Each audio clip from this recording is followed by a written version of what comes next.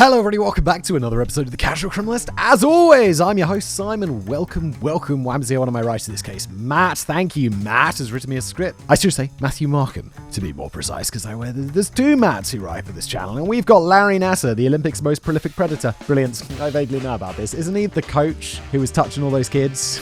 Probably shouldn't say that so early in the video on YouTube, should I? Oh, hello demonetization. I mean, we're talking about Larry Nassar. The odds of me getting monetization on this video are basically zero. So, well, it.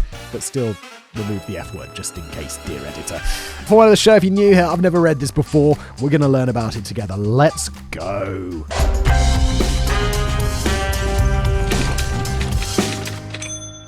As people living in the 21st century, most of us go about our daily lives without worrying much about our own safety. Wait, really?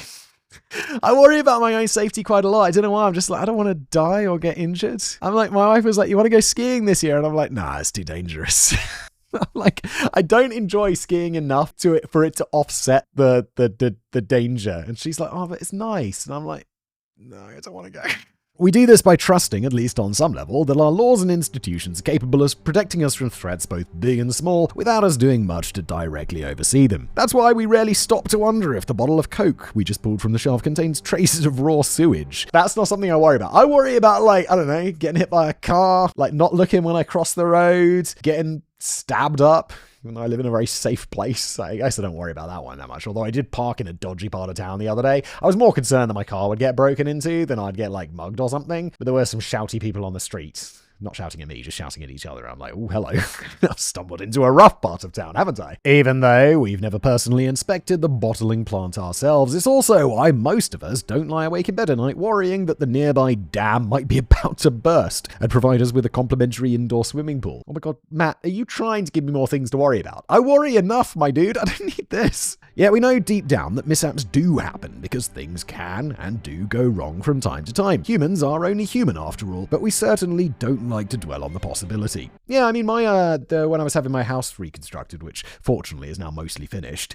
during that, the basement flooded. Like, there was terrible weather, and it wasn't, like, weather sealed yet. It was literally, like, the one weekend where it couldn't rain. It was the middle of the summer, and it rains, and the building company are like, yeah, it rains. And I'm like, oh, this is going to be expensive, isn't it? And he's like, don't worry, insurance will pay for it. And I'm like, okay, good. And that was that. They just ripped up all of the floor, put new floor down, and I didn't have to pay for it, which was great. But we don't like to dwell on the possibility. Instead, we choose to place trust in people in positions of power within our society and assume that when things go off the rails, these people will step up, take charge, and fix the problems, ideally in a way that prevents it from happening again. That's very idealistic, Matt. It's like, yeah, no, I have complete trust in the police. There's no corruption or racism there or anything like that. Oh, I have complete trust in my doctor that he's not going to Harold in my ass. Unfortunately, however, every now and then, news of an institutional failure so shocking reaches us that it shakes our faith in everything and everyone around us, and it makes us wonder whether those in charge are just all corrupt or asleep at the wheel. After all, how can a doctor, get to... Oh, wait! Oh, is Larry Nassar the team doctor? He's not the coach, is he? He is the doctor. You're right, Matt. I forgot that. Get away with crime so brazen against victims so vulnerable for such a long period of time if the safeguards were working as intended. Well, obviously not. On today's episode of Casual Criminalist, we'll be discussing the crimes of a sexual predator disguised as a celebrity physician. Celebrity physician? I thought he was just the team doctor who victimized over 250 teenagers. Holy shit. And young girls under the guise of legitimate healthcare. That's f***ed up. As we do, we'll also talk about... It's like that episode of Friends that's really dark, but it's Friends, so you're like... where Joey's getting molested by his tailor, and he has been since he was a kid. And you're like, oh my god, what? And then it turns out his whole family had been being molested by this tailor. And you're like, ah! It's like really dark. What the fuck? Where he's been having his touched by a tailor since he was a kid. What the fuck, Friends? As we do, we'll also talk about those who knew and ignored the crimes for years, including his supervisors at the hospital where he practiced medicine, his colleagues who worked alongside him at the Olympics, and even the law enforcement agencies charged with investigating him, including a rogue FBI agent. Wow, today's story's got everything. I didn't realize all these people knew about it. That's insane. How can so many... It's like when there's a conspiracy and people are like, oh, like the moon landing thing, right? I don't believe in that at all. I mean, sorry. I 100% believe in the moon landing. I don't believe at all in the conspiracy theories around the moon landing because it happened a really long time ago. A load of people were involved, and the idea that no one has spilled the beans in like the decades, the half century since 1969, half century since, is just insane. But here it's like, oh no, loads of people knew. They just didn't tell anyone. What the f***? Because while today's episode does revolve around the crimes of a single monster, that monster's orbit was large, and the impact he and those like him left on the entire sports industry is still being felt around the world today. This is the story of disgraced Dr. Larry Nassar and those who failed to stop him. That's Larry. He's here every day. Lawrence, oh yeah, Larry is short for Lawrence, never thought about that. Gerard Nassar was born into a family of Lebanese Americans in Farmington Hills, Michigan on August the 16th, 1963, and although his adult years have been thoroughly documented and analyzed, there is surprisingly little available online about his childhood. Is that surprising? Like, when was he born? 1960s? Is there going to be lots of... I can't imagine that there would be anything about my parents' childhood on the internet. It'd just be like, why would there be? Why would there be? They're private citizens who are old. What is known, based solely on the testimony given by his former friends and family, as they seem to have experienced a relatively normal upbringing in the home of his father and mother, Fred and Mary. Alongside them, he had 4 siblings growing up: Nancy, Lynn, Mike, and Fred Jr., all of whom were raised to be devout Catholics, their entire clan attending the St. Fabian Church near their home. And that is basically all we know. However, by Nassar's teenage years, we start to get a clearer picture of who he was, and more importantly, who he wanted to be someday. That could be like, yeah, he really wanted to be a doctor. Or alternatively, he really wanted to be a massively prolific predator.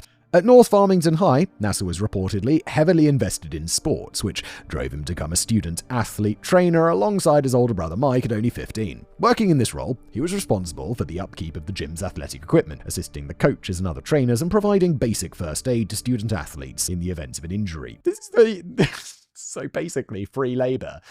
Why is it okay, like, in this sort of environment to be like, no, like, he's doing this, I guess because it's volunteering. I guess it's called volunteering. But can you imagine if you were, like, pressured into volunteering for work as an adult?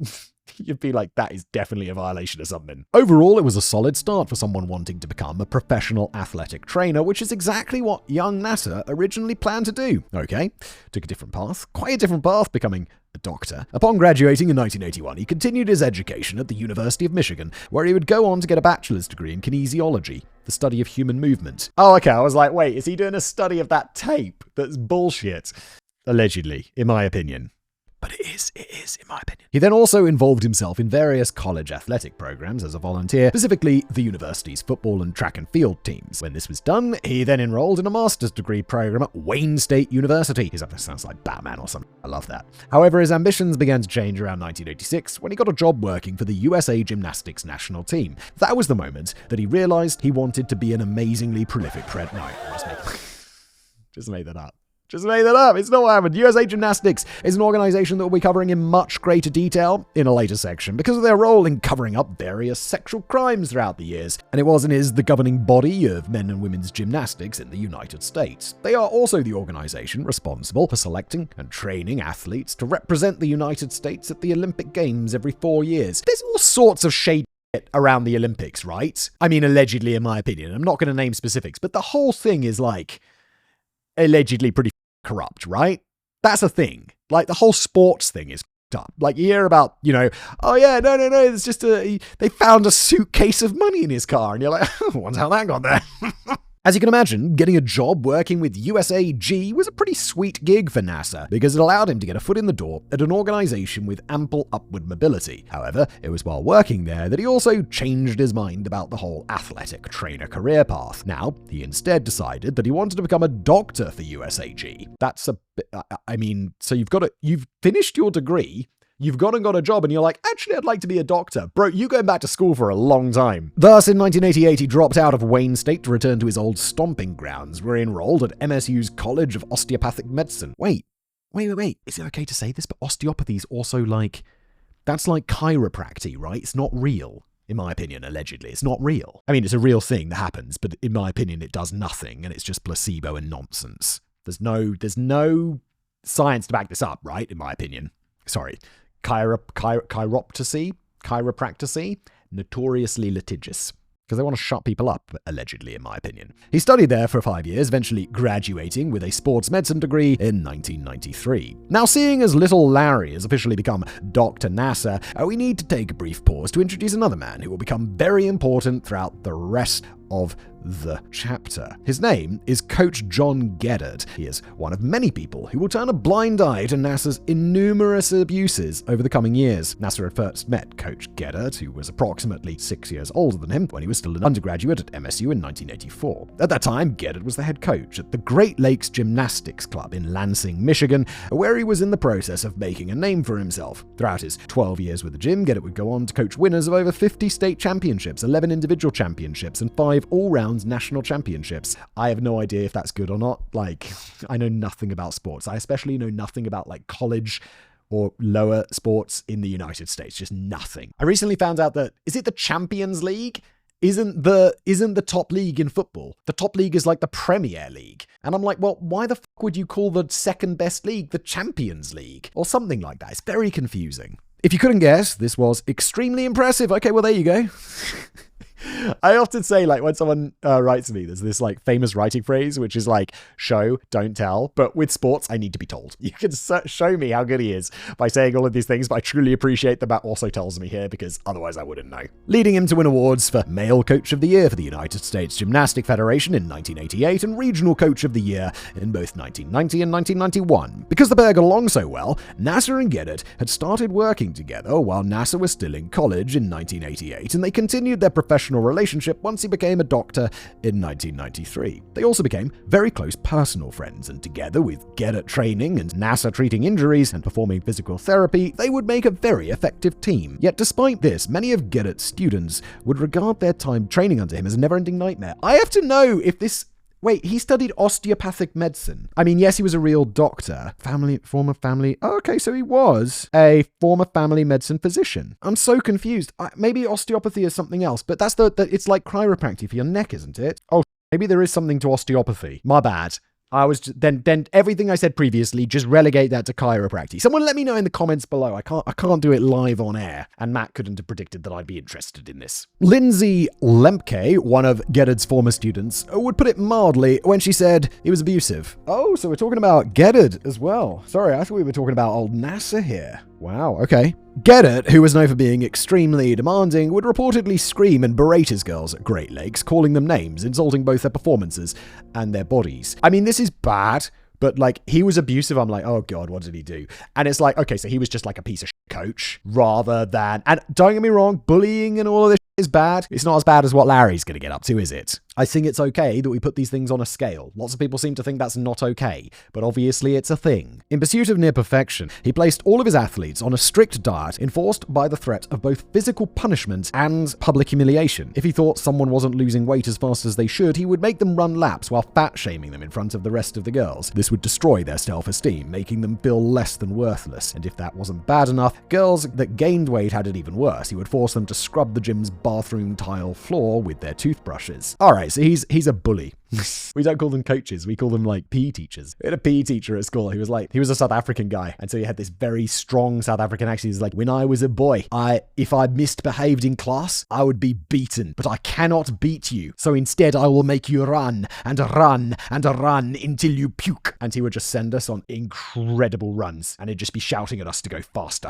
You'd be like, I don't want to. Which was bad. It's not nice. I find it funny now, but in the time it was really miserable. It should be noted that many of these girls were between the ages of 14 and 17, although some were around 10. Many have since reported suffering lifelong eating disorders since training under Geddard, yet this is by no means the worst of his treatment. When Geddard didn't feel like he was being respected, or like his girls were goofing off and not working hard enough, he would become physically abusive as well. He was known to walk up and stomp toes to get attention, and if that doesn't work, or if he was simply having an unusually bad day, he'd sometimes pick up and throw gym equipment, oftentimes at the girls themselves. I feel like the stomping on someone's toes, that's full-on physical abuse. Throwing something at someone, I guess it is, but it's also you'd get out the way. But stomping on toes, that's pretty intense. Michaela Thrush, another of Geddard's former trainees, stated that she was a frequent target of his verbal and physical abuse for years until Geddard's anger boiled over one afternoon. That day, he permanently ended Michaela's athletic career once and for all by pushing her onto a piece of gym equipment severely severely injuring her. Her body reportedly hit so hard she ruptured the lymph nodes in her back and tore several muscles in her stomach. Me, Michaela, I hope you sued the shit out of him. When Michaela confronted Coach Geddert later on, explaining that his actions had forced her to retire from gymnastics, Geddert told Michaela to go kill herself. She then tried to do exactly that not long after their conversation. Oh my God. You absolute piece of shit. You piece of shit of a human. This was the type of person and coach Geddert was, and nearly all his trainees were terrified of him. When he would watch his girls perform from the sidelines, some would become so anxious they would throw up right on the gym floor. Geddert would then press their faces into it before making them mop it up. He was a monster of almost fictional proportions. He sounds like, I love that TV show from back in the day, Entourage, and they've got that main character in there, Ari Gold, and he's so funny. But actually working for him would be a nightmare because he's a huge piece of shit. You're watching it, you're like, that's really funny. That's really funny. But in real life, you'd be like, oh my God, I would last a day and then I'd be like, I'm fucking out. I don't care how powerful you are. I'm done. This is not the job for me. Working for you would be a nightmare. Unfortunately for Michaela and the other girls like her, one of the people who would have been responsible for reporting this type of abuse was their gym doctor. Yet Nassar had no interest in drawing eyes toward Geddert or himself for reasons that we're about to get into. Indeed, within just a few months of graduating from medical school, Nassar had already begun to prey on young girls behind Geddert's back, although it's strongly suspected that Geddert found out about the abuse along the way and chose not to report it for the same reason Nassar chose not to report him. Neither wanted the cops sniffing around for any reason. In this way, both were able to protect one another. But if you thought Nassar presented himself in a similar manner as Geddert, you would be very wrong. He's going to be... well, I don't want to say smarter because that's got positive connotations. He's going to be a more dangerous predator because he's going to be more subtle about it. According to his future victims, the pair's demeanor could not have been more different, and this was intentional. It's like good cop, bad cop. While Geddert sought respect through fear, Nassar had no interest in respect. He wanted his patients to trust him, to believe wholeheartedly that he was on their side. He wanted them to see him as a friend, so he never yelled, never threw things, and never fat-shamed anyone. Instead, he spoke softly as he reassured the girls that they had potential, and badmouthed Geddert's most egregious actions behind his back. He also snuck candy and food into his office, giving it to his patients with a smile. In this way, he became the good cop to Geddert's bad cop. However, Nassar was only pretending in order to help hide his own abuse of a different kind. Sarah Klein, one of Nassar's victims, explained the pair's process very eloquently when she said, John would beat us and break us down both mentally and physically, and then he'd send us to Larry, who would give us a tissue to dry our tears and sexually abuse us. Then he'd send us back to John, often on broken bones and pulled muscles, so the cycle could start all over again. End quote. Inside his private office, Nassar followed a very specific pattern of sexual abuse throughout most of his criminal career. While examining an athlete's injuries, he would have them stripped down before running his hands across their bodies, sometimes fondling their breasts and genitals, claiming that everything he was doing was normal procedure. Which, of course, to me, as a 37-year-old man, I'd be like, that is fucking insane. But when you're a kid, and you're in and the other person's an adult, not to mention someone who has a duty of care towards you, your doctor, you'll be like, oh, I guess so, because you don't know any better. Then, once he made his diagnosis, he would prescribe a treatment plan that usually consisted of some sort of physical therapy that he was able to perform. One of his more common therapies was known as an intervaginal adjustment, which involved inserting his finger inside the girl to massage a pressure point that supposedly offered pain relief. Once he had established this therapy as a legitimate form of treatment in the girls' minds, Nassar would then meet with them on a regular basis for weeks, months, or even years until they either no longer needed physical therapy or moved on to another physician. Many girls reported Nassar did not wear gloves during these sessions because doing so was too restrictive on his fingers. I don't understand how this can go on for so long. I mean, I guess I don't understand because I'm an adult. But it's like, there's so many. Weren't there hundreds of victims? No one at some point, like, I mean, God forbid, but if one of my kids came to me and they described this to me, I'd be like, we'd be going to the police. And they'd be like, no, it's all completely normal. They'd be like, you might think that, but it's not. But how does that not happen? Obviously, these adjustments were not legitimate treatment for pain or anything else, and Nassar knew it. But because he worked hard to earn the girls' trust, and because he spoke so confidently, many simply did not realize that they were being abused. Most knew the sessions made them feel very uncomfortable, but few understood why. They thought being uncomfortable was just part of being an athlete. Keep in mind, a lot of these victims were teenagers or young girls, some as young as 7 or 8. So it took them quite a while to grow up and realize bad things had been done to them. And even then, some never realized it, not until the allegations from other women made them think back decades later. Oh, dude. This is so fucked up already, and we're like 3 pages in. Of course, Nassar and Geddett's abuse did not go completely unnoticed. Geddett was actually fired from Great Lakes in 1996 by the club's co-owners, who gave the following justification for his termination. "We started this club 18 years ago with the idea of providing a positive gymnastics environment for everybody. Under John, we found ourselves moving farther and farther away from that idea." End quote. Sadly, this setback did little to stop either him or Nassar, because a short time after being fired, Geddett and his wife Catherine founded their own gym, Twist Stars USA Gymnastics Club in Diamonddale, Michigan. Larry followed Geddett there, where their unofficial arrangement continued. Nassar was reportedly such a fixture at this new gym that an athlete once to introduce him by saying, "That's Larry. He's here every day." Which isn't so weird. I mean, if it's like, this is a professional, like, Olympics training environment. Sorry, did I just say professional Olympics training environment? Scratch that. It's an Olympics training environment, and I guess this is his job, right? Of course he's there every day. Little girls on balance beams. One important thing to note about John Geddett's treatment of gymnasts is, in the previous section, is that his angry style of coaching was by no means unique, nor were the injuries and harassment the girls at his gym sustained unusual. For a long time, that type of tough love training was largely seen as normal by both athletes and their coaches because it was so prevalent across the entire industry. From what I've read, it was basically an open secret that almost everyone involved in the sport was aware of to some extent. This sounds like the Harvey Weinstein thing, right? Where it's like, oh, yeah, everyone knew he's a fucking sicko. It just, yeah, but decades went by. He's Harvey Weinstein. He's very powerful. What are we going to do? And now he's in prison where he belongs. Which is nice. It would have just been nice if it had happened, several decades ago. They either participated in it, tried and failed to fight against it, or most often simply ignored it. There were, of course, many good coaches who didn't carry on like raving lunatics, but the effective ones, the ones who took girls from small towns to the world stage, almost always did.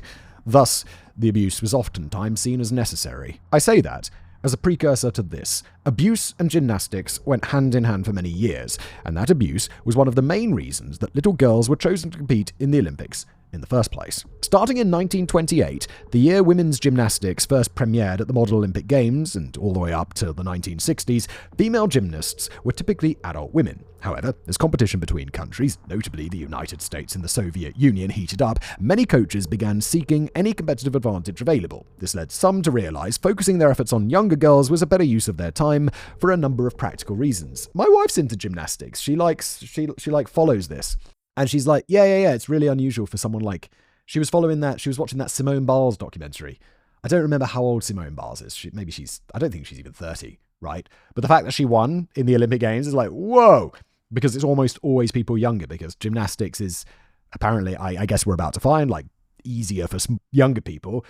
And also, it really fucks up your body, right? For one, because raw strength is not nearly as important in women's gymnastics as it is in men's, smaller bodies are preferred as they experience fewer moments of inertia while competing. The following is an excerpt from shortform.com discussing the book The Sports Gene by David Epstein. Smaller athletes have smaller moments of inertia than larger athletes. This means that it takes less force for them to get their bodies moving into a flip, rotation, or spin than it would take a larger athlete. Larger gymnasts have to generate more force to complete the same movements. Larger athletes also have more mass farther away from their axis of rotation, which means that any rotation will require more force to initiate and will slow down faster. This is why figure skaters spin faster when they pull in their arms to their bodies. End quote. Okay, all seems to make a lot of sense. When it comes to injuries, younger girls also heal much quicker, which is a huge advantage in a sport where sprained ankles and torn ligaments are as common as foam fingers at a baseball stadium. For all of those reasons, starting around the 1970s, many coaches began regarding the peak age for female gymnasts to be between 14 and 19. Wow. That meant to someday compete at an elite level, most needed to begin training when they were around 4. Advanced training usually began when they were 7. Now, to be clear, there is some debate to this day about whether this preference for smaller, boyish bodies is truly more optimal for women's gymnastics, but that argument is irrelevant to what we're discussing today. What matters to us today is the other reasons, the non-physical reasons, that coaches back then preferred girls over women.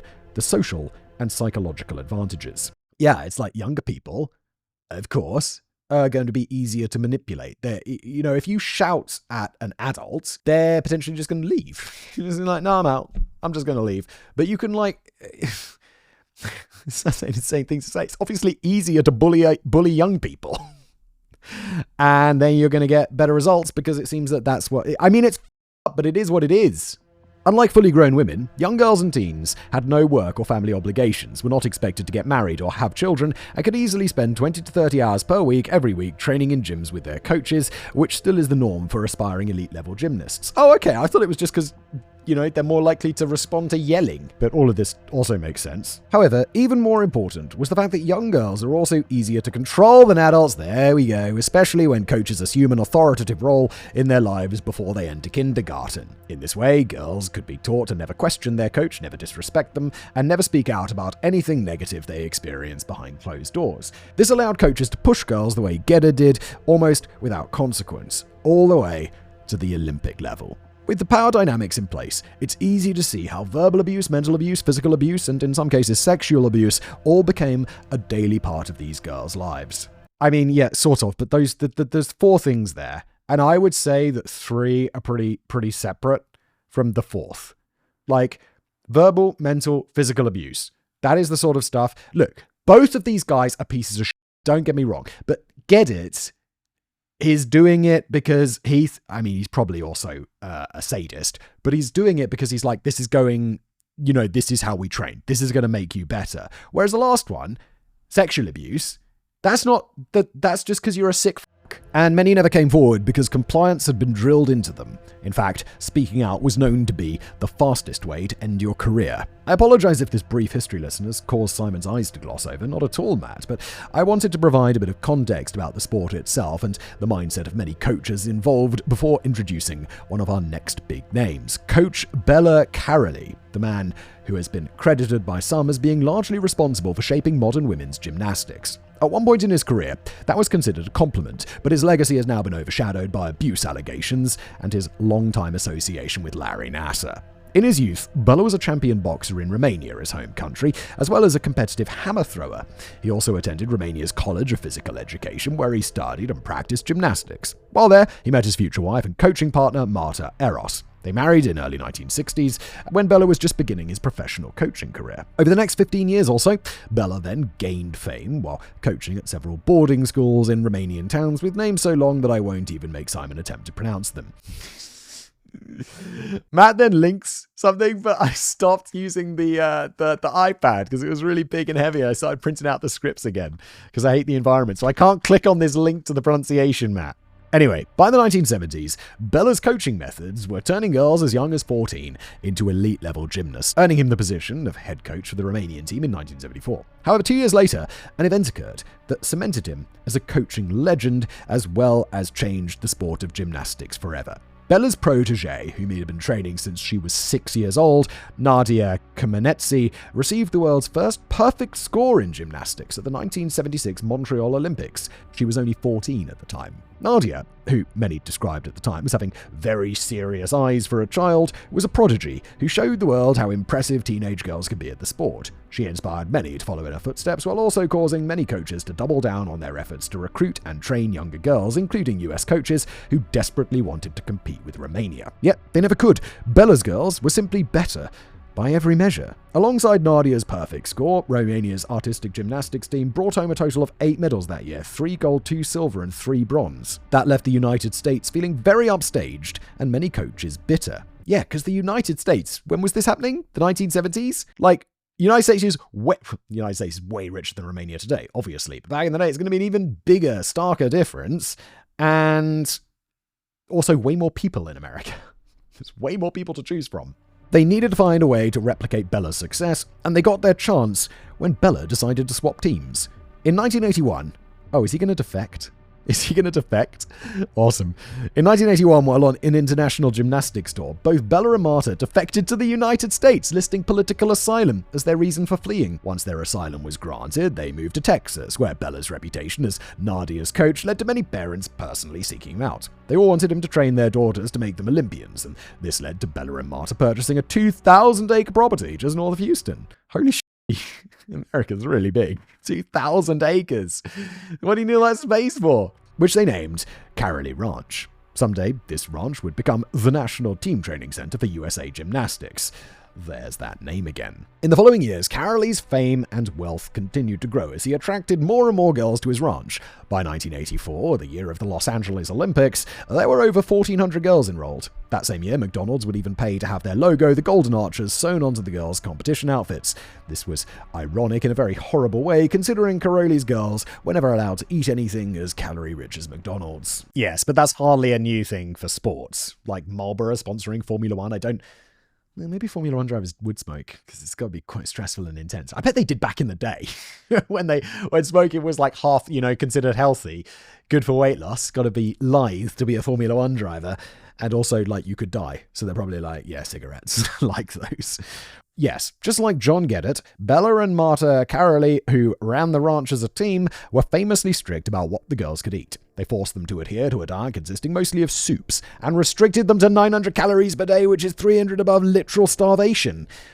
Now, that's not a lot of calories. Likewise, they were also just as physically demanding as Geddes, and ran their ranch more like a boot camp than a training center. They housed the girls overnight in dormitories with a strict schedule, up at the crack of dawn to run labs, train all day, lights out at dark. The girls were even expected to be dressed in competition-ready outfits during training, including a face full of makeup every single day. This rigidity and lack of downtime, Bella and Marta believed, kept the girls focused solely on their training and out of trouble. It also deliberately isolated them from other authority figures beside the ones that Karolyis approved of. Parents were not allowed to visit either the dormitories or the training center, especially during the lead-up to the Olympics. All of these methods undoubtedly produced results, as between Nadia's perfect score in 1976 and the pair's retirement from coaching in the late 2010s, they trained 28 Olympians, 15 world champions, 12 European champions, and 6 US national champions. And again, Matt's I don't need to be told. I know that's impressive. 28 Olympians? Goddamn. Yet their methods also allowed Larry Nassar to find another avenue to abuse gymnasts, and this time, those girls were basically captives of the ranch, with absolutely nobody looking out for them. I always feel, in this situation, and I feel it should be any time there's a duty of care relationship in an institution, there should be a third party there. I've said on the Casual Criminals before, hospitals should have retired detectives. Retired detectives should just take a couple of weeks, just go and poke around in hospitals and just kind of have carte blanche to go and look through files and look in the medicine cabinet and this kind of stuff, and just make sure that, no one's killing people or nothing fishy's going on. And I think just even having that around will keep, the potential psychos a bit more careful and a bit less murdery. And I think maybe that could just be extended to anywhere where there's a potential for an abusive relationship, a power differential. Let's say, it's power differentials everywhere, but extreme power differentials like doctor to patient or adult to child. Rising fame and glory. 1996 was undoubtedly a very busy year for Larry Nassar. At the same time that John Geddes was starting his new gym in Diamonddale, he was finishing his residency at St. Lawrence Hospital in Lansing. He also married his wife, Stephanie, and that year was promoted to the position of National Medical Coordinator for USA Gymnastics. This is when he became acquainted with Bella and Marta, who were then acting as a coaching team at Karolyi Ranch. Thanks to that last achievement, 1996 was also the year that Nassar's meteoric rise to fame began, as he was seen on live TV at the Olympic Games in Atlanta, Georgia. Since I remember, my aunt lives in Atlanta, Georgia, and I remember she came over one year when I was a kid. It must have been probably 1996. And she had all of this merch from the Olympics. I think there was some spring. Was there some springy mascot? I think I had a spring mascot knocking around my childhood bedroom for a long time. This was when the US's team, the Magnificent Seven, coached by Marta, made history by being the first US team to win the gold medal. Nassar himself was featured in a close-up shot as he helped carry injured gymnast Kerri Strug off the mat after she had just deliberately competed on an injured ankle, giving her team enough points to win. Badass. Oh, there's a photo here.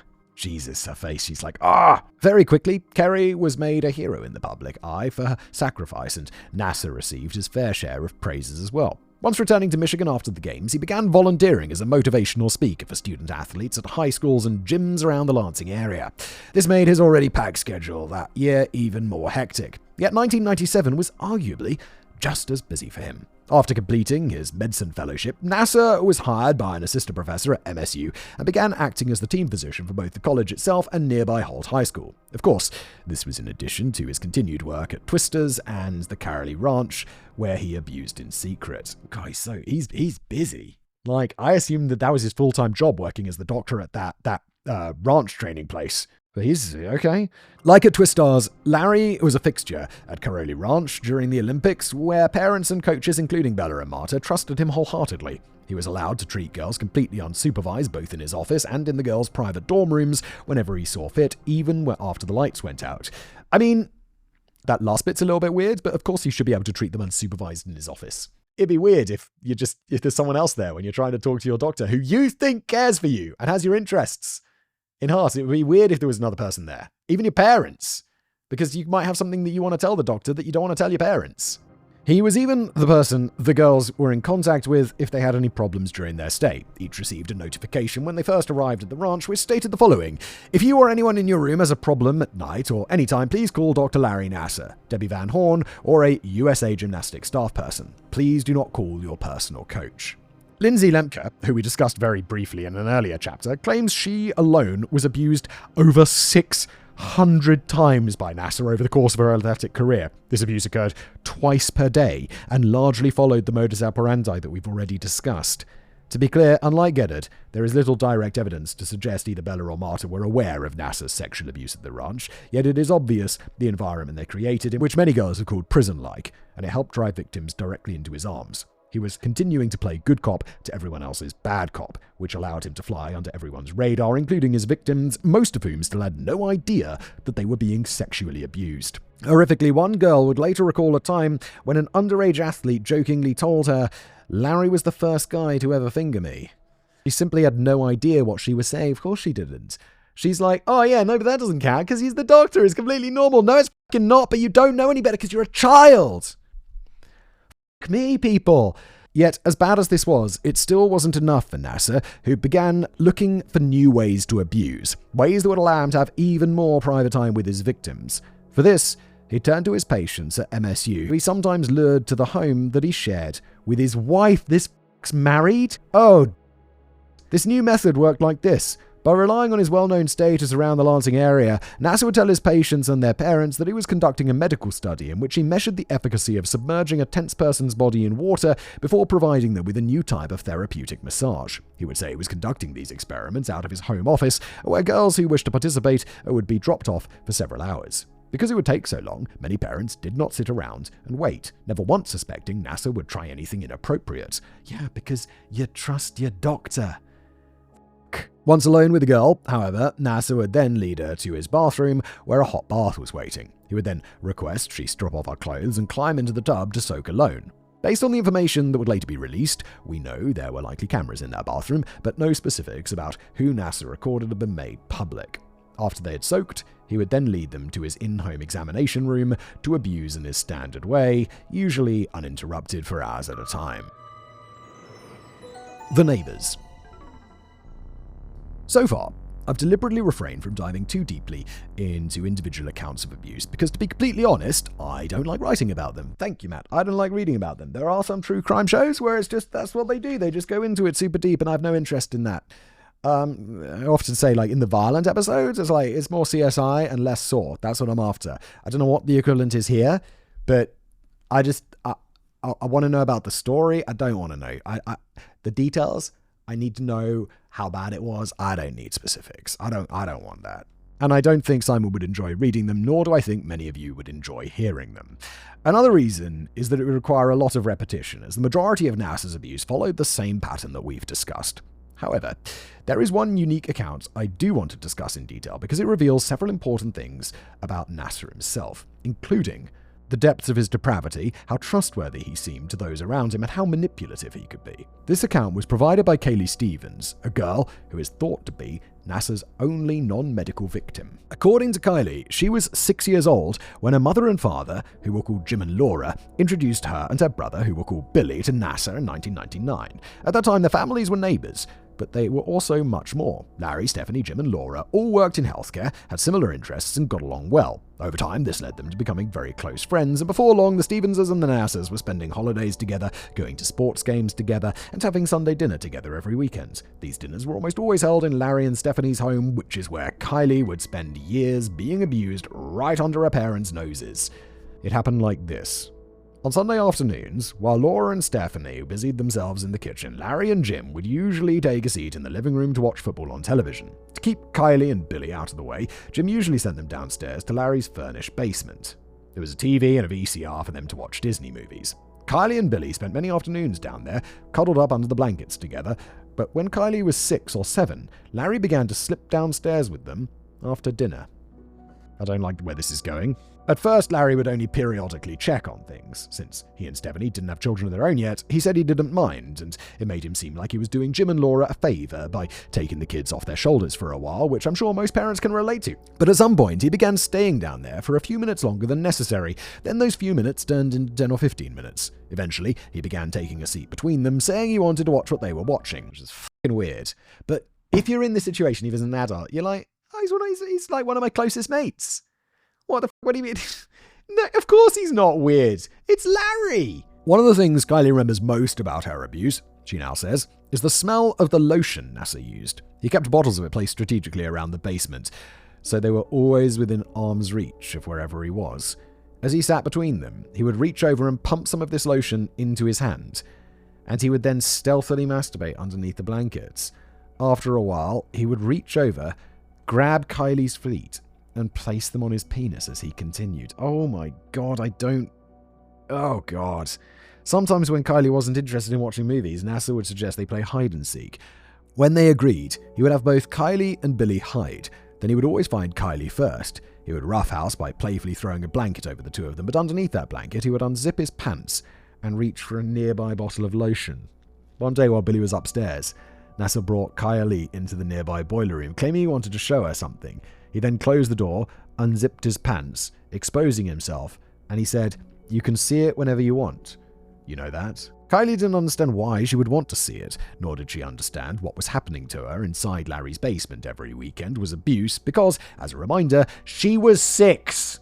Her biggest concern back then, she would someday say, while testifying against Nassar at trial, was what Clifford the Big Red Dog was up to, not if someone she trusted was taking advantage of her. And because Jim and Laura never suspected a thing either, the abuse continued unabated every Sunday for the next 6 years, until Kaylee grew up enough to begin asking questions. According to an interview Kaylee gave to NPR in 2018, there was a moment when everything clicked for her. It was 2004. She was in 6th grade riding the school bus on a field trip when one of her friends leaned over and suggested they share their deepest, darkest secret with one another.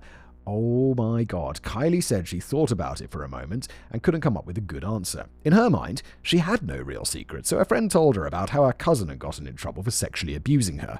Her friend then began providing more details about the abuse, and those details sent a chill down Kaylee's spine. She realized in that moment that her neighbor, who she and her parents had basically thought of as a family member at that point, had been doing similar things to her for as long as she could remember.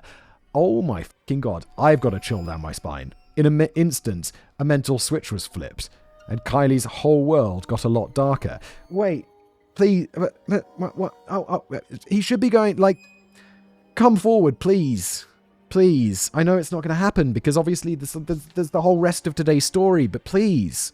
After the trip was over, Kaylee then went home and told Jim and Laura absolutely nothing about the conversation for several days. Yeah, I mean, how do you even broach that? She wasn't sure how to approach the subject, how everyone would react, what the fallout would be, or if Larry would go to jail. She was worried because the Nassars now had children of their own whom Kaylee herself was friends with. She was also worried that she might somehow be blamed for what had transpired in Larry's basement. Yeah, because kids are crazy, they're kids. Or that she wouldn't be believed at all. Unfortunately, she was right about that last one. No. I mean, I understand that there must be loads of false allegations by kids, because kids, while they don't know how to broach this subject, and it can seem they just don't understand this kind of stuff. But on the other hand, kids also say crazy shit for no reason. I'm not saying they should instantly be believed, and old Larry here should go immediately to jail, don't pass go, but it should be f***ing looked into. After days of miserable anguish, when Kaylee felt she couldn't hold her emotions in any longer, she called her mother into her bedroom and blurted out, "Mum, when Larry massages my feet, he uses his penis." After this single sentence was uttered, Kaylee says her mother was shocked into silence. Then she abruptly told Kaylee to get out of bed and immediately go and tell her father exactly what she had just said. Embarrassed, Kaylee did what she was asked, but her father did not react like she was hoping. Quote, "My dad immediately just started questioning me. I don't remember the questions, but I remember feeling like interrogated. I felt like I was in trouble, you know? So I didn't say anything else. So they were like, okay, go to bed," and sent me back to bed. I mean, I want to blame the dad here a little bit, but also, I don't know, like if one of my kids came to me with this, I'd also want to interrogate them. Not because I'm upset at them, but because it's like, I need as much detail as possible because I don't want it getting mixed up in your mind. You tell me, I'll note it down, and then we'll go to the police. And I feel like that could be like an interrogation. I just learned something about how to deal with this better. The next morning, after an unrestful night, Kylie's father made it abundantly clear that he did not believe her. He told Kaylee that making up stories about people was very bad because those stories could derail a person's life. Why the f*** are you just assuming it's a lie?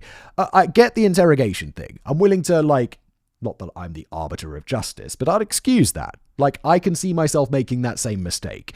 But then to not believe her at all is crazy. Even if you don't believe her, to not look into it. To not try and, not say anything and just see, try and bust him somehow. Especially someone who worked with children like Larry did. By this point, Nassar had worked as the team doctor at the Sydney Olympics in 2000 and was preparing to attend the 2004 Olympics in Athens, further cementing his status as a celebrity doctor around town. He was also in the process of writing a guide about his unique physical therapy techniques, so there was a lot at stake. Yeah, I mean, higher stakes, higher consequences. Oh my... Unsurprisingly, Kaylee was very upset by their reaction and couldn't bring herself to speak to either Jim or Laura for several days. She essentially had a mental breakdown, she believes, and when she did finally speak to them, all she could talk about was Larry's abuse. She brought it up during every conversation, and this drove a wedge between her and her parents, especially her father, who continued to wishfully believe she was lying about everything. Bro, I understand you literally want to put up a wall in your brain and be like, no, that didn't happen. That's my friend and that's my daughter. No. Bro, you have a bigger responsibility here. You have to. You gotta wake the fuck up. After several weeks of this tension, her parents became so frustrated they booked an appointment for Kaylee to see a child psychologist, but Kaylee didn't want to speak to a psychologist, especially the one her parents chose for her, Gary Stolak. Of Stolak, Kaylee would later say, quote, "His office was in his house and had a brown couch with brown carpet with brown walls, and he's drinking constant comment. And it's this old dude, and I'm like, I don't want to be here, let alone talk about penises with this man, And they're trying to get me to disclose more, and I wouldn't talk." Yeah, and okay, I'm learning things. Because I'll be like, if I go to see a psychologist or a psychiatrist, I don't give a shit if they're a man, if they're a woman. I just care that they're competent. But obviously for kids, it's going to be different. It's going to be different. Got to put yourself in those kids' shoes. I'm genuinely learning things today about how better to deal with something like this. Kylie's refusal to participate in therapy thoroughly frustrated her parents, but they forced her to stick with it, and after several sessions, she finally opened up just a little bit. Hesitantly, she gave Stolak a few more smaller details about her abuse, which should have been enough to force him to report her case to law enforcement as was required of him by law. But Kaylee claims Stolak was extremely unresponsive. Like with her parents, Kaylee knew her concerns were being ignored. What she didn't know, however, was that Stolak and Nassar worked together at MSU. No f***ing shot, dude. Oh my god, I don't even know what to say. This is crazy. Is there have we improved this? Is there some way that children can properly report this stuff, and be encouraged to do it, and proper steps be taken? Is there some anonymous... is Childline a thing? Was Childline? You could phone Childline when I was a kid. But have we improved on this stuff?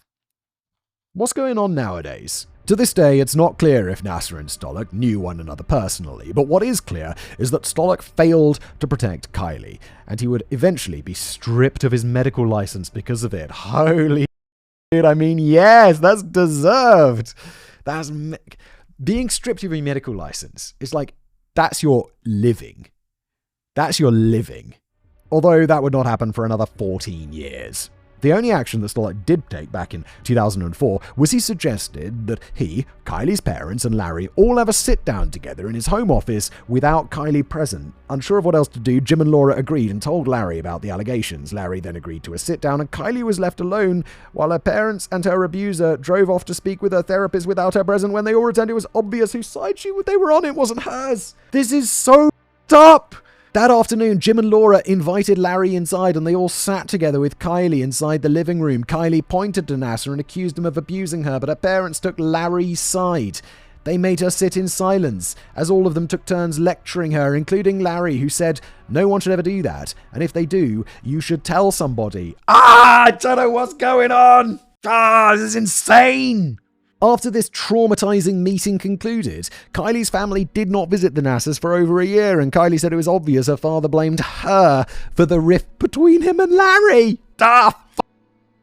In that year, he tried to force Kylie to admit that she'd lied multiple times, but each time she refused, continuing to assert everything she'd told Stolarz was the truth. Today, years after the fact, Kylie states that she believes her father was in denial and couldn't accept such a horrible abuse had been happening under his nose for so long without he and Laura having a clue. Yeah, I believe that. This dude, he's just got this wall in his brain because he's like, no, cannot possibly be happening. No. Which is crazy, dude. You're a dad. Eyes fucking open. I don't think this would hit so hard if I didn't have kids. I think if I'd recorded this 5 years ago, I'd be like, oh, I mean, obviously it's bad, but I'd be like, I don't think I'd be so like, parents, get your shit together. To accept something so unthinkable would have been life-changing, like losing his religion. It would have shaken his entire worldview. So he simply refused to believe it, no matter what she said.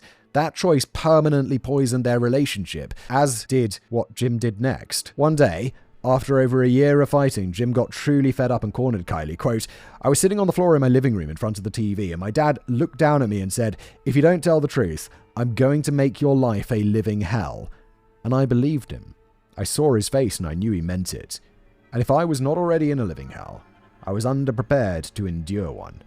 And he saw me break. Just in my face, he must have seen it because he said, 'Are you ready to tell the truth?' And I said, 'Yup.'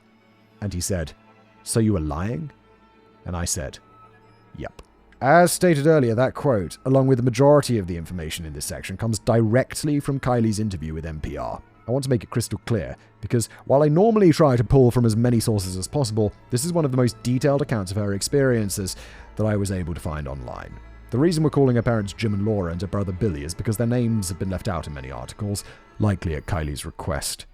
I also want to say that Kylie takes the time in this interview to mention that her father was not well during this interaction. He had 8 slipped discs in his back, couldn't work, and was in constant terrible pain. Their family was also struggling financially, and he was very depressed.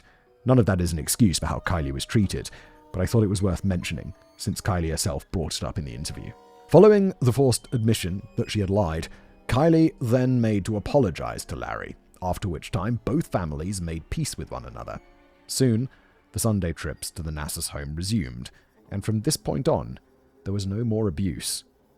When Kylie was in high school, she babysat Nassar's 3 children occasionally, but did her best to stay away from Larry as much as she could. Larry pretended that nothing had ever happened. Kylie's father committed suicide in 2016, after learning that Kylie had been telling the truth all along. This is... The father made mistakes, but this is Larry's fault. The Indie Star. Now with that horribly depressing section out of the way, I can say it again, Matt. Let's change course a little bit and finally talk about the organization I've been teasing since the first chapter, USA Gymnastics. To do that, we'll also need to jump ahead a few years to 2016, the year Nassar was finally exposed being the predator that he was from the very beginning. The first domino in Nassar's undoing came tumbling down when a newspaper in Indianapolis, Indiana, the Indianapolis Star, released an expose titled "A Blind Eye to Sex Abuse, How USA Gymnastics Failed to Report Cases." It was part of a series called Out of Balance and opened with the following line: Top executives at one of America's most prominent Olympic organizations failed to alert authorities to many allegations of sexual abuse by coaches, relying on a policy that enabled predators to abuse gymnasts long after USA Gymnastics had received warnings. As a reminder, USA Gymnastics, USAG for short, was and still is the organization responsible for overseeing men and women's gymnastics in the US. It is also in charge of many other smaller, albeit very important tasks, like vetting its coaches in order to ensure the safety of its members. Which is fine, but vetting can only go so far. Like, if they vetted Larry, they'd find nothing about him, even though he's a horrible piece of shit. At the time this expose was released, USAG had approximately 121,000 members and oversaw a staggering 3,000 gyms across the United States. It was also headed by a man named Stephen Penny Jr., who served as its president and CEO. Besides Nassar himself, Penny may be the biggest villain in today's episode. Holy, okay, oh my god. Penny had joined USAG as its vice president in 1999 with the stated goal of increasing the organization's marketability. Oh, and just remember, I know we literally just went through it, but just to illustrate what a huge piece of shit Larry is, he abused a 6-year-old girl for 6 years, who then told her father, and her father literally couldn't cope with it, and he later killed himself. That's what a piece of shit this man is. And we're saying that this guy's a villain along with him. By 2003, USAG had garnered multiple big-name corporate sponsorships, organized several new events that drew in large crowds, and began slapping their logo onto anything and everything they could, thus turning USAG into a household name for athletic hopefuls. This earned Penny his spot at the top, and he was made president in 2005. However, it was while serving in this role that his actions would bring shame, as well as eventual bankruptcy, to USAG. Wait, this is an organization with 121,000 members? And he bankrupts it? Allegedly? Essentially, the Indie Stars expose revealed that under Penny, USAG had adhered to a policy that made it very difficult for victims of sexual abuse to come forward and did not alert authorities of suspected abuse unless absolutely forced to.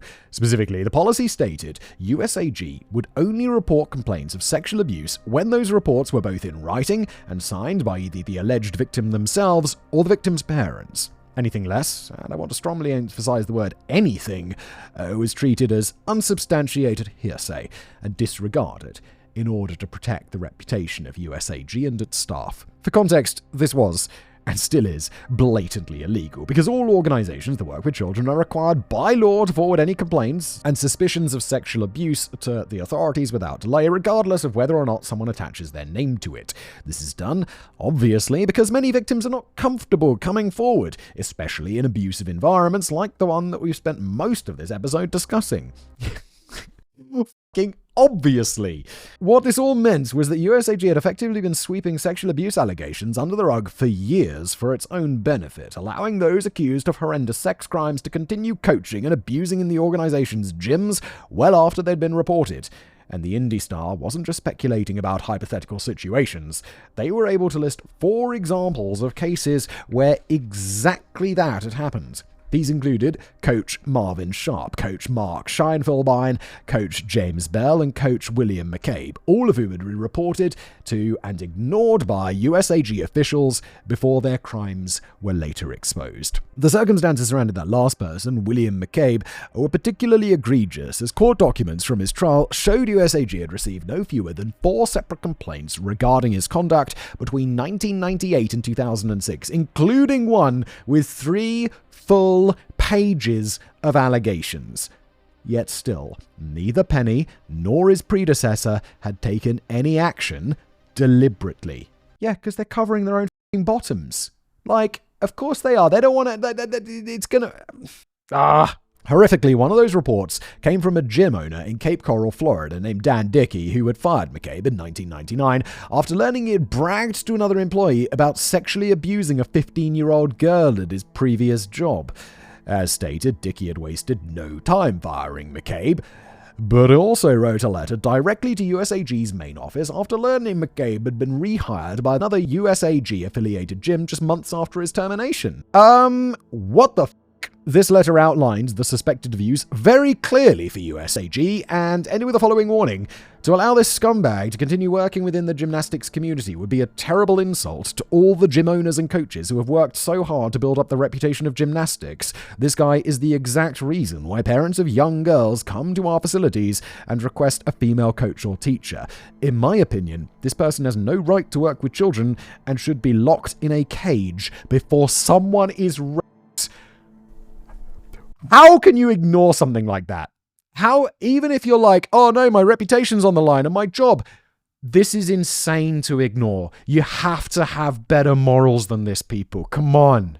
In my opinion, it doesn't get much clearer than that, yet Penny's response was to ignore Dickie's warning entirely, thus allowing McCabe to continue abusing for another 6 full years. And even then, he was only caught after an abused athlete's mother circumvented USAG by taking a complaint directly to the authorities herself. Yeah, I guess, I don't know, I don't want to judge people, especially Dickie, because he seems like a good dude, but shouldn't you go to the police? Shouldn't you be like, this guy's a sexual criminal, and he's got a job, you should look into this? I don't know, but then it's just kind of hearsay, isn't it? Because you don't have any proof. As you can imagine, these allegations published by the Indy Star caused quite a stir both locally in Indiana, where the paper was, and where USAG were headquartered, and also around the United States. USAG's PR team was then sent into overdrive, and Penny was forced to release a public statement denying everything. According to him, USAG had always put the safety of its members first and foremost. However, these efforts to curtail the fallout were wholly ineffective. People, especially the family members and friends of those 120,000 members, were rightfully rather pissed off. Notably, Larry Nassar's name, don't forget this episode is still about him, was not included anywhere in the first list of abusers. However, the Indy Star's investigation into USAG had an unintended effect. It inspired one very brave woman to step forward, and she was the true beginning of Nassar's never-ending nightmare. Good! Rachel Den Hollander, a 30-year-old lawyer from Louisville, Kentucky, emailed the Indy Star the very morning their expose was published. She had been waiting for the right opportunity to tell her story, and for years, and she felt that this was finally it. It read, I recently read the article titled Out of Balance, published by the Indy Star. My experience may not be relevant to your investigation, but I am emailing you to report on an incident that may be. I was not molested by my coach, but I was molested by Dr. Larry Nassar, the team doctor for USAG. I was 15 years old. It was under the guise of medical treatment for my back. Understandably, this email was of great interest, because if Rachel's claims could be verified, the Indy Star might just have stumbled onto one of the biggest stories of the decade. Yes, breaking USAG's reporting policy would turn out to be huge for them, considering they were a small newspaper when compared to the others around Indianapolis, but Larry Nassar's name carried considerable weight. At this time, he was even in the process of running in the local Michigan election for a seat on Holt High School School Board, where he had worked and abused for almost 2 decades by this point. Seeking to do their due diligence, a reporter and a photographer set out to interview Rachel, both to get her full story and to ensure that she wasn't just some lunatic looking for her 15 minutes. As we now know, she was not. Yeah, I mean, this is someone like, if I got this email, I'd be like, very skeptical. Of course you'd be skeptical. But you'd like, you know, you're a journalist. You're gonna dig it out, see a little bit. And then you're gonna Google the person and find out, oh, they are actually a lawyer. And the fact that they have some successful career, like, that says a lot to them just not being someone searching for their 15 minutes and being a lunatic. And yeah. The dominoes shall start to fall. Upon walking into Rachel's home in Louisville, the pair were met with a calm, level-headed woman who sat them down, offered them a drink, and then told her story from start to finish. 15 years earlier, in 2001, she had been a homeschooled girl suffering from severe back pains after an athletic injury left her unable to compete. This was when her mother had taken her to see Dr. Nassar at his office at MSU after a close family friend had recommended him. While there, Nassar had abused Rachel in his usual fashion by touching her breasts and genitals before sending her on her way. Like so many others, Rachel wasn't aware that she'd been abused and returned for 5 more sessions with Nassar, during which his abuse continued to escalate. Unbelievably, Nassar had been bold enough to penetrate Rachel with his finger as her mother sat in the room with them. He had placed himself between them so that she could not see what was being done to her daughter and kept a light conversation flowing between them in order to prevent suspicion. Because Nassar had been so brazen, it took Rachel several years to accept that she had been abused. It wasn't until she described her experiences to a nurse practitioner while in college that she began to fully understand. However, even then, she did not speak out. It had been so long, and as far as she knew, no one else had stepped forward. So she feared standing alone just as much as she feared being called a liar. Someone's got to be first, though. And if it happened to you, it happened to other people. It's not a one-off. Prove her story was true, Rachel then presented the Indy Star reporter with 110 carefully labelled pages of medical reports that showed the exact dates and times the abuse had occurred, as well as other notes she'd made about the experience throughout the years. That's not proof. That's, again, you're saying so. And, oh my God, sorry. Do I believe this happened? Yes. Do I believe that Rachel is right? Yes. Do I believe she's a hero? Yes. But it's not proof. What's going to happen is other people are now going to come forward, and that's going to build a weight of evidence, which is going to get this fucker in prison. So, sorry, Rachel's a fucking hero. Little girls don't stay little forever. On September the 12th, 2016, Rachel Denhollander's allegations were published alongside those of a second woman who initially wished to remain anonymous, although she has since revealed herself to be Olympian Jamie Danchester, another person victimized under USAG's watch. That same day, Rachel also filed a formal complaint against Nassar with the Ingham County Police, which kicked off a formal investigation. Jamie filed a federal lawsuit against USA Gymnastics at the same time. Good. For Stephen Penny Jr., this second article and the lawsuit were just two more logs on the fire that had been steadily growing over the prior few weeks, despite his best efforts to quash the story. However, Nassar himself felt surprisingly very little heat from the coverage, at least at first. Well, yeah, because it's not about him at first. But he's got to be like, uh-oh.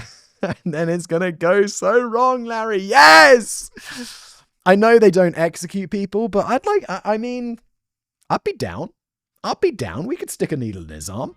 For starters, he had already voluntarily retired from USA Gymnastics approximately 1 year earlier for reasons we'll discuss in the next section. So the only real threat the story and the investigation posed to him, or so he thought, was possibly costing him the school board election. Bro, are you insane? You do realize these are not things where it's like, oh no, I'm going to lose my job. These are things where you go to fucking prison, Larry. These are not like, oh, I took money out of the till and got fired. No. And I get they're both crimes, but like, you know, if you take $100 out of the till, you're not going to go to jail. But this is a prison thing, Larry. Yes, like he had done with Kaylee Stevens' parents years earlier, Nassar felt confident in his ability to beat the allegations and walk away a free man. As such, he didn't even withdraw his name from the election, instead choosing to simply release a statement with the help of his attorney, in which he asserted total innocence and agreed to cooperate with the Ingham County investigation. He also agreed to have a sit-down interview with reporters from the Indy Star to clear his name. Both of these decisions turned out to be major mistakes that would sink his chances of emerging unscathed. Yeah, this was a bad idea. While sitting with officers, Nassar denied lawyer will tell you this is a bad idea. While sitting with officers, Nassar denied ever performing any type of intravaginal therapy on any of his patients, primarily because he knew such treatments offered no real medical benefit and had only been the means to abuse. There would be no way to justify them. His explanation was that Rachel was either misremembering facts or was simply lying for attention. He and his attorneys then told the Indy Star essentially the same thing, but when the public learned of this outright denial, many phone calls began pouring in. What did you expect? One person comes forwards. There's even a phrase for this, Larry. It's called opening the floodgates, and the floodgates are open. As it turns out, Larry had effectively kicked the hornet's nest by lying about his use of intravaginal therapy, causing all the women who Nassar abused throughout the years in this manner to begin coming forward to back up Rachel's claims. First, there were a dozen, then there were 24. By the end of the month, there were over 50, and all of them were out for blood. Ali Reisman, Jessica Howard, Jeanette Antolin, Gabby Douglas, and Kaylee Lawrence were just a few notable names who stepped forward alongside many others who wished to remain anonymous. 16 of those 50 then quickly filed formal complaints with the local authorities as well. Now faced with such an overwhelming surge of allegations, Ingham County Police had no choice but to arrest Nassar. He was charged with 3 counts of first-degree criminal sexual misconduct, one of which was with a girl under the age of 13. This charge stemmed from his abuse of Kaylee Stevens, who is now a woman in her 20s. After this, Nassar began, and just like the amount of trauma Kaylee went through, just remember all that stuff about her parents not believing her, her dad f***ing killing himself. After this, Nassar began to realize he was well and truly screwed. There would be no talking his way out of this one. In court, he pled not guilty and was allowed to return home after posting $1 million bond. However, that home was empty. Stephanie had taken the children and left, justifyingly abandoning him to the wolves. Yeah. He soon lost his election after receiving around 20% of the vote and was forced to resign from his position at MSU. And things only kept going downhill for him after this. In a public statement, after Nassar's release, law enforcement assured the public that while the doctor had been released on bond, they did not believe he would be free for long. More charges would be filed in the coming days as complaints were still flooding in. The prosecutor's office just needed time to sift through everything.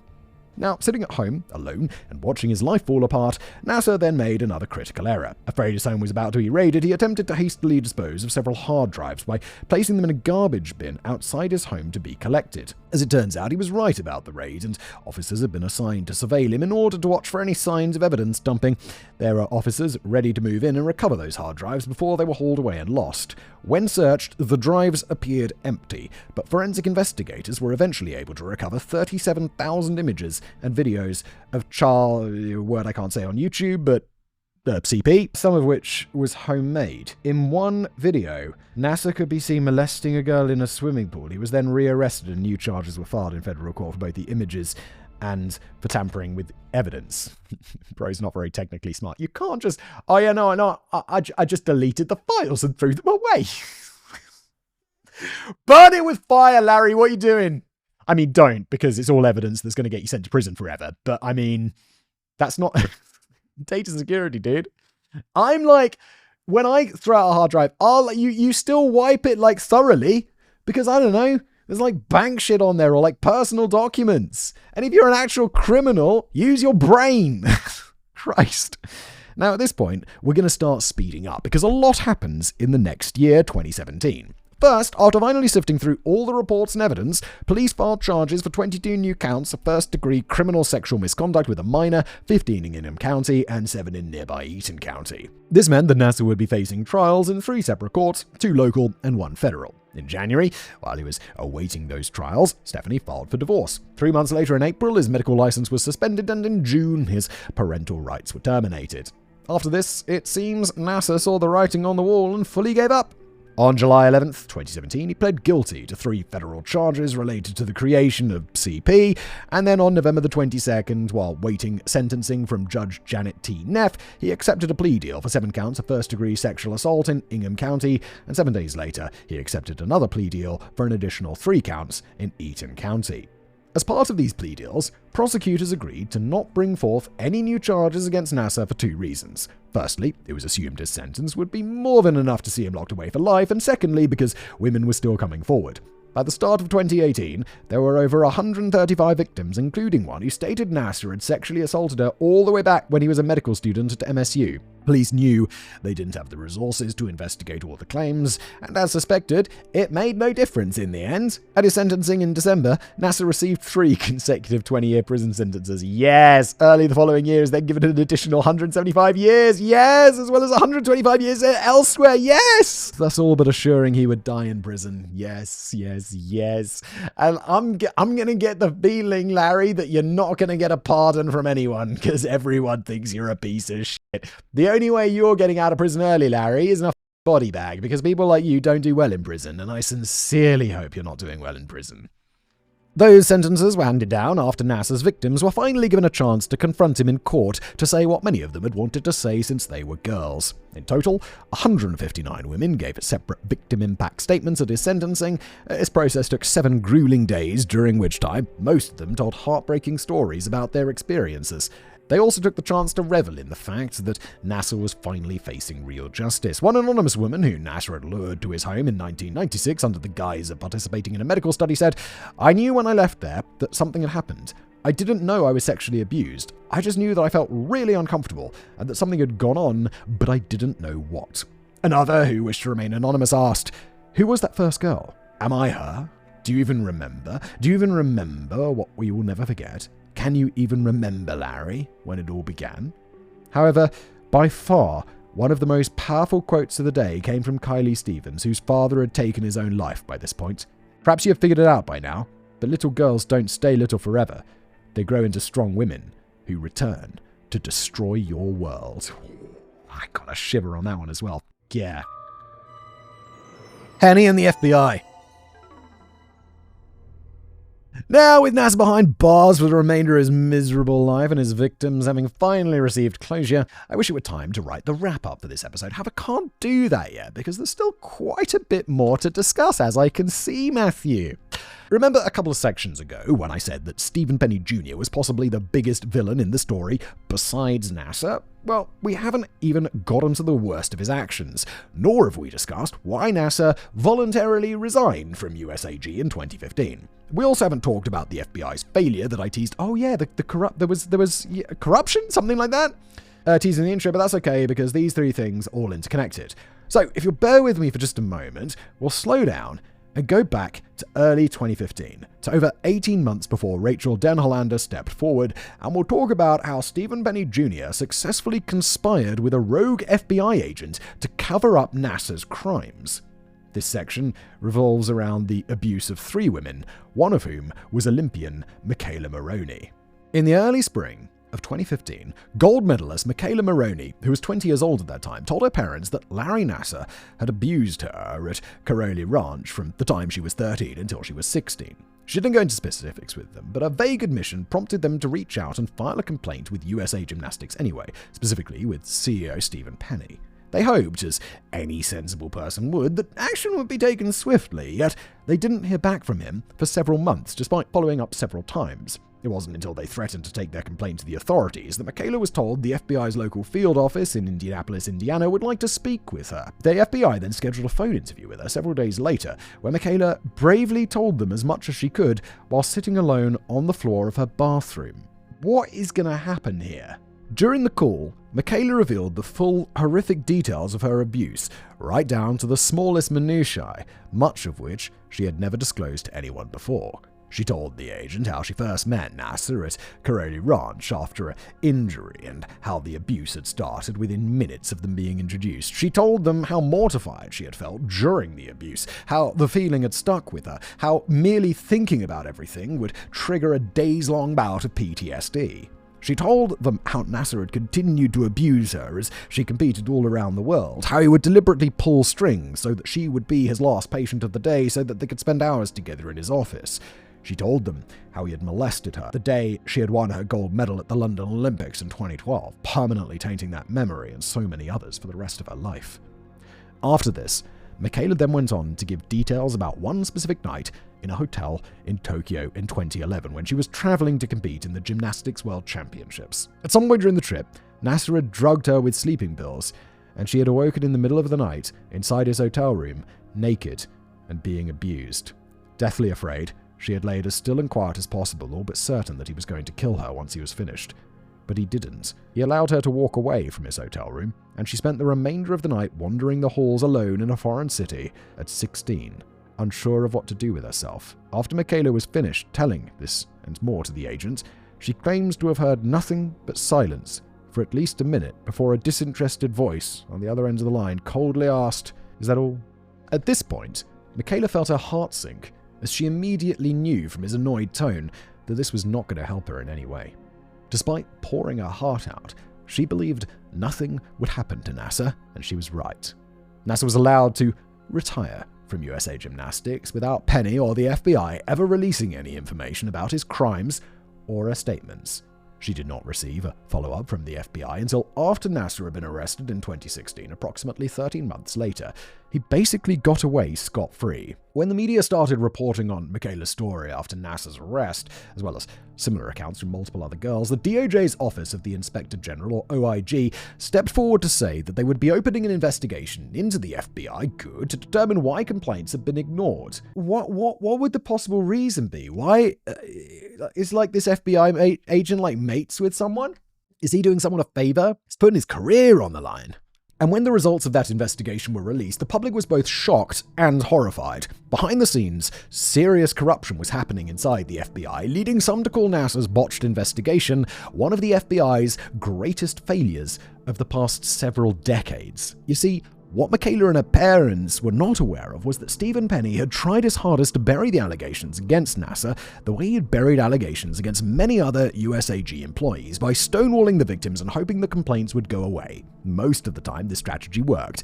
However, Michaela and her family were relentless in their pursuit of justice, and they stayed on Penny's ass, creating a massive headache for him and the entire USAG staff. After several months of complaints, Penny was forced to act, yet he wasn't done pulling strings to protect USAG. Pulling strings at the FBI is kind of intense, dude. That's power. When Penny reached out to the FBI on Michaela's behalf, he spoke with Special Agent Jay Abbott, who was acting as the special agent in charge of the Indianapolis field office. Penny told Abbott that he was worried about USAG's reputation and concerned he may face criminal liability himself if Nassar's crimes were to be exposed. Following this conversation, the two men then met up privately at a nearby bar to discuss a job opportunity for Abbott as the head of security for the US Olympic Committee. Oh, dude, it's just straight up corruption. Penny claimed to be able to put in a good word for Abbott at the USOC, and it was implied that his recommendation would only be given if Abbott helped him sweep Michaela's allegations under the rug. For some reason, the OIG's report found, Abbott and his men then did a very, very poor job of investigating the claims against Nassar. In total, only about 8 small pages of handwritten notes were taken by all the agents during Michaela's statement, most of which were just basic information and did not include specifics about her abuse. There was no mention of drugging, no mention of Tokyo, no mention of anything that would warrant a follow-up. There were also no notes at all from the other 2 girls who Penny had been forced to file reports about because those 2 had not even been interviewed. Furthermore, only 45 emails and text messages relating to the investigation were exchanged among all the agents at the field office, after which Abbott decided not to forward anything to his bosses at the FBI's Lansing resident agency. Obviously, it was clear to anyone who looked that catching Nassar was by no means Abbott's top priority.